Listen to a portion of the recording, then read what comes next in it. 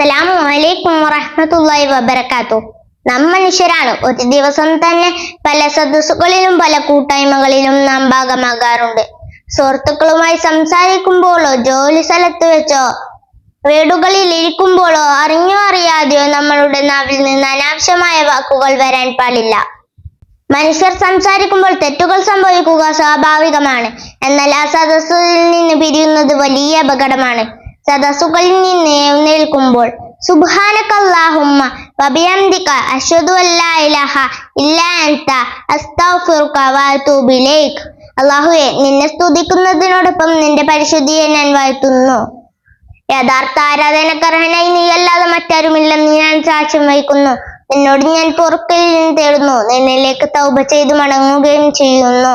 ഈ ദിക്ർ ചൊല്ലിയാൽ ആ സദസ്സിൽ സംഭവിച്ചു പോയ ചെറിയ പാവങ്ങളും വീഴ്ചകളും അള്ളാഹു പുറത്തു തരുമെന്ന് നബി സല്ലല്ലാഹു അലൈഹി വസല്ലം പഠിപ്പിച്ചിട്ടുണ്ട്. ഈ ദിക്ർ നമ്മളുടെ ജീവിതത്തിൽ ഭാഗമാക്കുക. അള്ളാഹു അനുഗ്രഹിക്കട്ടെ. ആമീൻ.